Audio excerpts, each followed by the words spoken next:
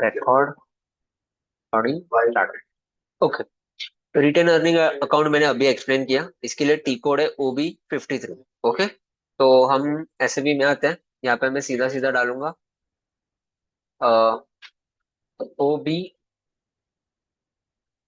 OB53। Okay, ठीक है, और एंटर करना है। तो हम सीधा सीधा रिटेन अर्निंग अकाउंट के इधर पहुंच जाएंगे। अभी ये पूछ रहा है चार्ट्स ऑफ अकाउंट्स। जो अब रिटेन अर्निंग अकाउंट हमें किया है उसके लिए हमें अपना चार्ट्स ऑफ अकाउंट्स डालना पड़ेगा। तो मेरा था लैप 1। ओके, जो मेरा कंपनी था, और उसको मैं सिलेक्ट करूँ। P&L इसमें एक्स डालना है क्योंकि अभी तक हमने उसका लेजर नहीं बना है। देखो, बैलेंस कैरी फॉरवर्ड। ओके, अभी लाइबिलिटी में से कोई भी एक नंबर रेंज हमें चूज करना है। अगर मैंने गलती से कोई और नंबर ले लिया तो ये एक्सेप्ट नहीं करेगा। तो मैं एक न्यू स्क्रीन ओपन करता हूँ क्योंकि मुझे चेक करना है कि जो मैंने ग्रुप्स बनाए उसमें क्या नंबर रेंज असाइन किए हुए हैं। बराबर, तो वो भी मुझे चेक करना है। देखो अब, तो मैं यहाँ पे क्या चेक करूंगा, टाइप करूंगा मैं यहाँ पे। नहीं, SPRO नहीं। मैं अभी 5 से नहीं जाना चाहता हूँ। तो OBD4, OBD4 ये ग्रुप के लिए टी कोड है। OBD4 जो मैं 5 से लेके आया था। तो मेरा जो चार्ट्स ऑफ अकाउंट है वो मैं डालूंगा लैप 1। ओके, तो ये है मेरा।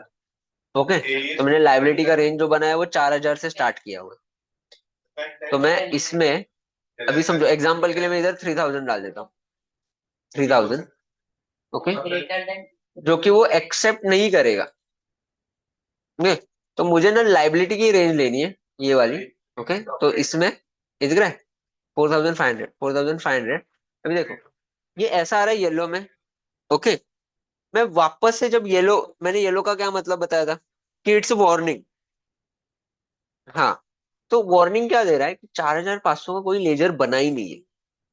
ओके, तो मैं क्या कर रहा हूँ अभी, वो जब मैं फ्यूचर में आऊंगा तो 4,500 पे मैं बैलेंस कैरी फॉरवर्ड मतलब रिटेन अर्निंग अकाउंट ही बनाऊंगा। ओके, पर मैं ये नंबर रेंज असाइन कर रहा हूँ तो मुझे ये वार्निंग आ रहा है। तो मैं जस्ट इसको एंटर प्रेस करूंगा, वो एक्सेप्ट कर लेगा। तो येलो जब भी दिखे एंटर प्रेस करो, कि एंटर का मतलब हाँ मुझे पता है। ओके, मैं आगे कर लूंगा, तो एंटर। और सिर्फ हम्म नेक्स्ट। नेक्स्ट, अभी इसको मैं डिटेल में समझाता हूँ पहले कि ये क्या है। Define posting period variant, assign posting period variant and open close posting period variant, ये क्या होता है वो मैं समझाता हूँ। ओके, पोस्टिंग पीरियड वेरिएंट मतलब क्या, देखो मैंने आपको फिस्कल ईयर पढ़ाया। फिस्कल ईयर में मैंने दो चीजें बताई थी कि एक पोस्टिंग पीरियड और एक स्पेशल पोस्टिंग पीरियड। ओके, तो पोस्टिंग पीरियड क्या होता है, पहले तो बनाओ, फिर कंपनी को असाइन करो, फिर उसके अंदर एडिट करो। मतलब इससे मैं क्या डिसाइड करूंगा कि मेरे कंपनी में कौन से मंथ्स ओपन रहे, कौन से मंथ क्लोज रहे, वो मैं यहाँ से डिसाइड करूंगा। ओके, इन फ्यूचर में मैं अकाउंटिंग कर रहा हूँ, तो मेरा अकाउंटेंट कौन से मंथ में एंट्री करे, कौन सा मंथ उसके लिए ओपन ना रहे कि जिसमें जाके वो एंट्री नहीं कर सकता। ओके, तो वो हम यहाँ से डिसाइड करते हैं कि कौन से मंथ मुझे ओपन रखने, कौन से लेजर मुझे ओपन रखने हैं कि जिसमें नीचे जो अकाउंटेंट है वो एंट्री कर पाए। समझा? देखो अब, तो सबसे पहले तो हमें बनाना पड़ेगा। क्या बनाना पड़ेगा? पोस्टिंग पीरियड वेरिएंट, ये हमें बनाना पड़ेगा। ओके, फिर उसको कंपनी को असाइन करना पड़ेगा। फिर हमें उसको एडिट करना पड़ेगा कि कौन से मंथ ओपन रहे और कौन से मंथ क्लोज रहे। समझा क्या है ये? चलो, तो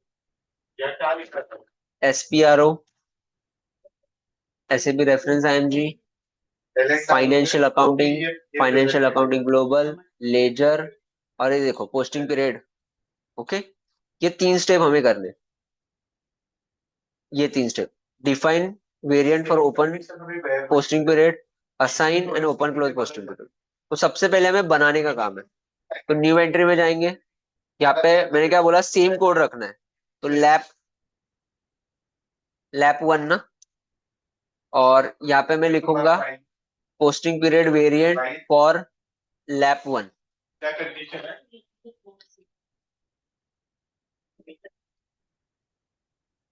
नहीं, ऐसा कुछ नहीं होता।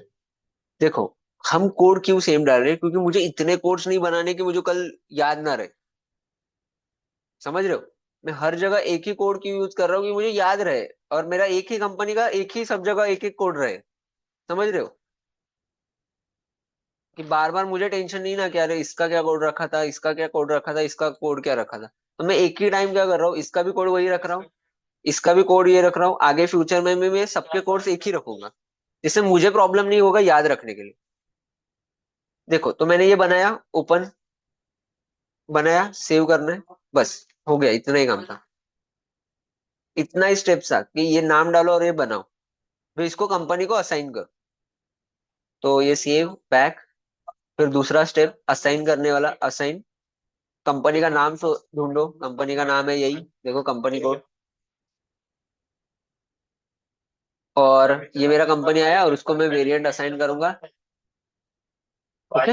अभी ये असाइन करने से कुछ फायदा नहीं होगा क्योंकि इसके अंदर कुछ बना ही नहीं है। तो उसको बनाने का स्टेप यहाँ पे, ये दिख रहा है, open close posting period variant. इस पे क्लिक करूंगा मैं।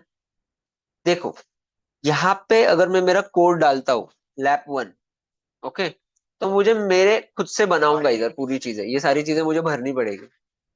ओके। और मैं कॉपी भी कर सकता हूँ। सबसे फास्टेस्ट मेथड, जाओ मेंटेन ऑल में, जिसमें ऑलरेडी ये सब बनाया है। मैं इसको एक्सप्लेन करूंगा डिटेल में कि ये क्या है क्या नहीं है, वो सब कुछ। तो पहले तो हम इसको कॉपी कर लेते हैं। जब a equal a is less than 10, copy as. Okay. अभी इसको समझते हैं ये क्या है। ओके, ये तो आधा ही बनाया हुआ है, ये आधा बना हुआ है, इसको हम कंप्लीट करेंगे। ओके। कंपाइलर वो लाइन से रीड करेगा। आधा बनाया हुआ क्यों लेते हैं? स्ट्रेट ही होगा, एलएन पूरा लगाया तो बनाया हुआ स्ट्रेट ही लेते होगा। हैं। इसमें बिना एलएन के करता तो ये वाला ही आपको देगा।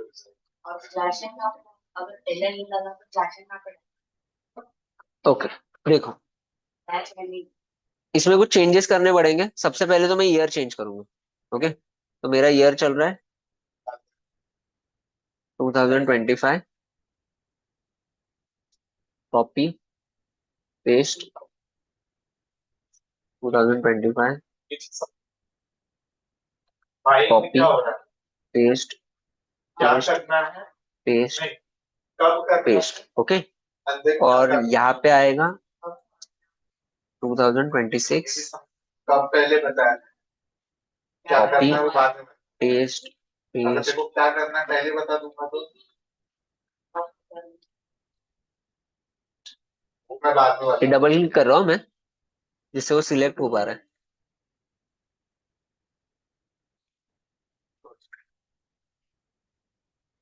देखो,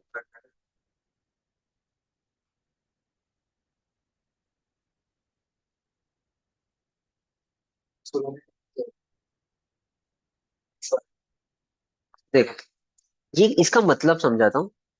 देखो, इसका मतलब है valid for all account types. A means asset, D means customer, K means vendor, M means materials, S मतलब GL account, and V means contract. Okay. देखो, ये समझा? इसका मीनिंग समझा कि ये प्लस का मतलब क्या, ए का मतलब क्या, डी का मतलब क्या, के का मतलब क्या, एम का मतलब क्या? तो ए का मतलब क्या हुआ? असेट। तो ये तो है, बराबर।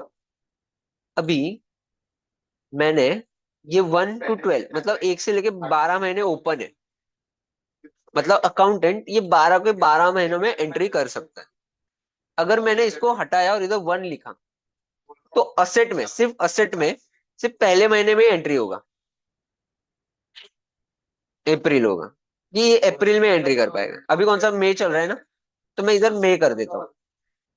2 मीन्स मई ना, तो सिर्फ सेकेंड मंथ ही ओपन है, उसमें ही एंट्री हो पाएगा। इसके अलावा अकाउंटेंट एंट्री नहीं कर सकता, किसमें? स्पेसिफिकली असेट में। अभी मैं चाहता हूँ ऑल, सब में, तो 2 2, तो सिर्फ अभी ये सबके लिए हो गया। मुझे स्पेसिफिक करना है तो मैं एक में चेंज करूंगा, मुझे सबके लिए करना है तो मैं यहीं पे चेंज करूंगा। तो अभी अकाउंटेंट सिर्फ मई में ही एंट्री कर पाएगा। अकाउंटेंट क्या करेगा? सिर्फ मई में ही एंट्री करेगा। कर सकता है, वो बाकी किसी मंथ में जाके एंट्री कर ही नहीं सकता।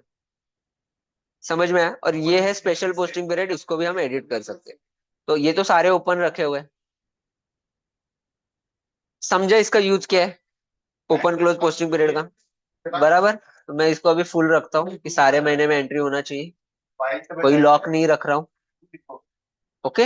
अभी अभी पर ये अभी तक मेरे कंपनी को असाइन नहीं हुआ है ना, तो उसके लिए मुझे क्या करना पड़ेगा, जो वेरिएंट मैंने अभी बनाया पोस्टिंग पीरियड वेरिएंट, वो उसको असाइन करना पड़ेगा। तो लैप वन था, देखो ये किसकी तरह हो गया, चार्ट्स ऑफ अकाउंट्स की तरह हो गया। तो चार्ट्स ऑफ अकाउंट्स पहले बनाए, फिर कंपनी को असाइन किए, फिर उसके अंदर ग्रुप बनाए।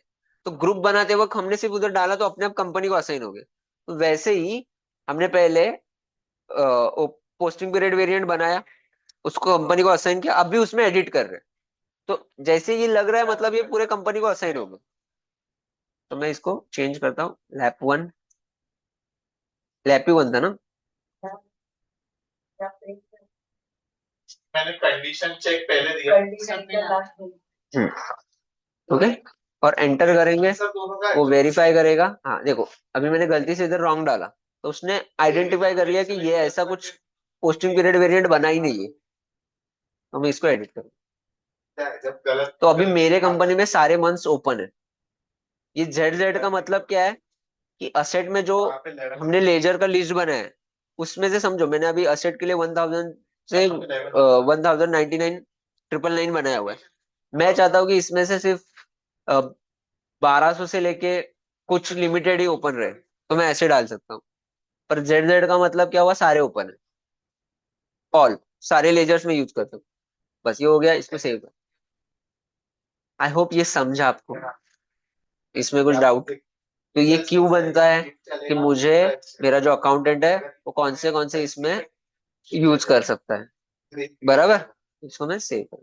क्या होता है अगर भाई ओके, तो हमने ये डन किया, ये भी डन किया। ओके, तो मैं अभी इधर अपना गाड़ी स्टॉप करता हूँ।